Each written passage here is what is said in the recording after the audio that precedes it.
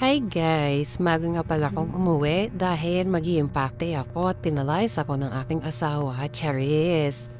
Hindi guys, may pupuntahan kami. Pero abangan nyo na lang mamaya kung saan kami pupunta dahil uwi kami na. Dendering, karot. Pero tama pa, bago tayo umuwi, syempre mag-ayos muna tayo. Siyempre hindi naman pwede hindi tayo mag-ayos, no? Siyempre madami tayong makakasalubong, marami tayong makakasabay. Siyempre kailangan maliwalas at maayos yung mukha natin, maayos yung aura natin. Bukod sa gusto ko lang talagang ayos, siyempre para kasi magmamotor kasi kami, siyempre mahirap na. Charis lang guys, siyempre magtag-ayos ako para maging maayos yung mukha habang nabiyahe.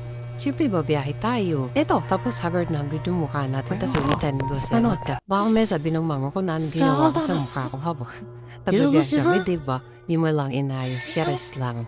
At ito, bago kami umalis, pinabad ko muna yung pako at yung kamay ko. Kasi parang pakiramdam ko parang pasma talaga yung mukha Charis lang. Yung kamay ko at yung paa ko kasi pinapawisan. At ito, tumigil muna kami kasi sabi ng asawa ko magyosi daw muna siya bago kami magbiyahe at sumabak sa mahabang biyahe. Alam mo naman, hindi nawawala sa kanyang pag-yosi. Tsaka ito nga pa, yun. Teka, ano muna kami nagpas gasolina? Full tank yan. Kailangan full tank. Siyempre, malayo yung babiyahe natin eh. Alangan naman di tayo mag-full tank, diba? Baka mamaya tumayag tayo sa daan. Tsaka sarapan ng biyahe, Charles. Kasarapan talaga ng biyahe yan. Siyempre, kailangan talaga marami tayong gasolina. Hi, sweet. So, mamimiss ka namin. Pero sa ngayon, kailangan ka muna namin i-surrender. Kailangan muna na iba na yung amo mo. Siyempre, ganoon talaga. Kailangan may mga bagay na kailangan nating i-give up. At tumigil muna kami kasi sabi ko sa asawa ko na kumain muna kami kasi nagugutom na ako. Magbiyahe ba naman kami guys ang wala man lang kumain, wala man lang kami kain. Sa sobrang excited niya na magbiyahe kami, tumuwi kami. Ayan, nagdire-diretso na kami, hindi pa kami kumakain. Kaya sabi ko sa kanya, kain muna tayo kasi feeling ko, makakatulog ako sa biyahe na hindi kumakain. Tapos feeling ko inaantok-antok ako. Siyempre ayaw naman niya ng gano'n na magbiyahe. Tapos siyempre nakamover lang kami eh. Baka naman nakatulog ako. Kaya sabi ko, tigil muna tayo, pahinga muna tayo saglit. Tapos kakain muna ako, ganyan.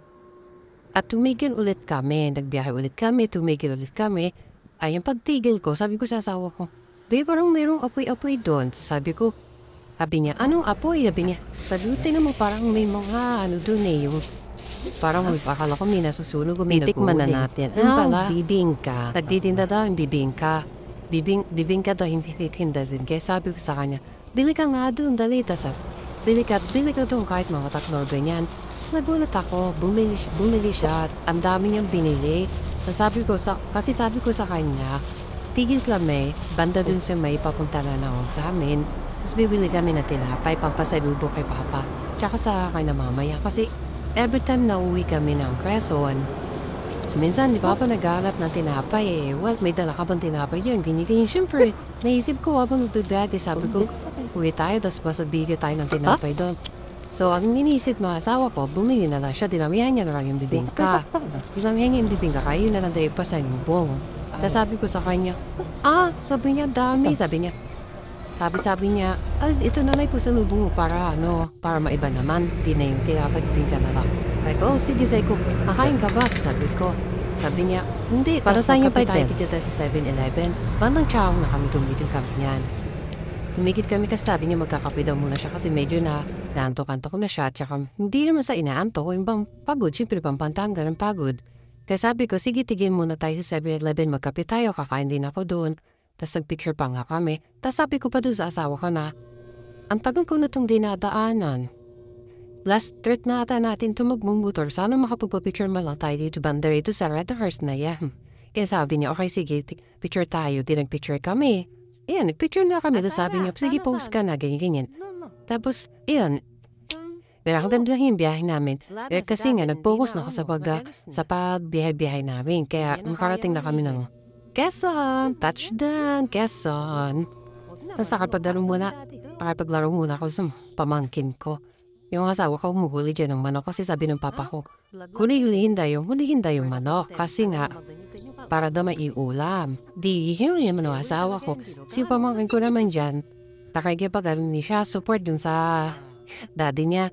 Sabi niya, huli mo daddy, huli mo manok. Sabi ko, kaya natatawa talaga ako dyan. Ako nung musik video lang kasi syempre yung moment na to, minsan di ko pinapalampas eh. Gusto ko i-video, tapos balik-balikan mo siya. So parang sarap sa pakiramdam na pinapanood mo sila. Sabi ko pamangkin niya pa lang yan. Sobrang, ano na siya, hands-on. Yan, hands-on ba yun? Basta ganun. Tapos sabi ko, paano kaya kung may anak pa kami, diba? Di sa parang, sana next time, support naman yung anak namin sa kanya, sa amin. Tapos nakikipaglaro ako sa pamangkin ko.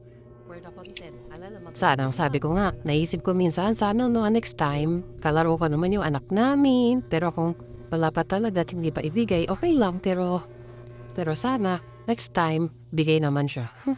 Keros. Tapos dumating yung kapamangkin ko. Pumasok siya, dumating siya. Sabi, ginakita niya, dami daw niya star. Sabi niya, Mami Ninang, Daddy, dami ko star. May star. Pinakita niya yung star doon sa drawing na apple na nilagyan dinikit-dikitan. Tapos sabi ko sa kanya, sige, rewards mo, pili ka dito, yung 1,000, yung 50. So mautak to mamangkin ko.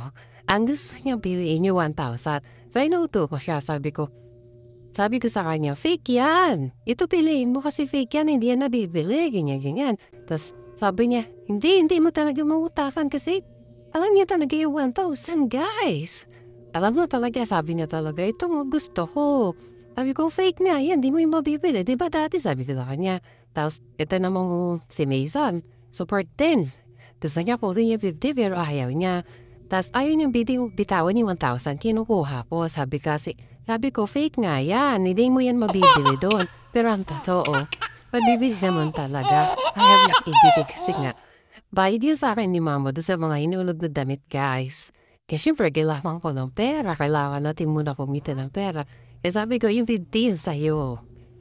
Ay, nako, di mo mauutakan talaga yung pamangkin ko. At ito nga, nagkayayaan kami. Sabi ko, punta tayo dun sa may tagal ko nang gustong pumunta dun sa may bandang pier. Dunadaan ng darang. Sabi ko, ang ganda ng view doon. Ang dami tumatambay doon. Kaya sabi ko, punta tayo doon. Di nagkayayaan kami, pumunta kami doon. Ayan, tingin nyo naman yung tanaw. Yan yung sa pier. Yan yung pier na sinasakay papuntang Marinduque sa lugar ng ating asawa. Tas nag-food trip kami, kumain kami, pares, tapos isaw. Nag-food trip lang kami dyan. Wala lang, trip lang namin. Kasi minsan lang naman to guys, hindi naman lagi. Siyempre nagkayaya lang kami, kaya minsan siyempre kailangan mo din ng quality time with your family. Yeah. Tapos nabitin ako, sabi ko sa asawa ko, bili mo ako doon ng shake, Melty ata yung shake, ganyan. Yun basta yung nakalagay doon. Sa mura lang siya kasi pinabili ko yung asawa ko. Kaya nabili naman siya. At syempre, pag uwi kami na Quezon, hindi makakalimutan na bisitahin namin ang aming tito. Hi tito, kung nasaan ka man, miss na miss ka na namin. Kung nakikita mo, alam naman namin na nakikita mo kami at binabantayan. Sana gabayan mo kami palagi. Palakasin mo yung loob namin, patatagin mo yung loob namin. At doon na nga natatapos ang pagbabakasyon sa Lucena at pauwi na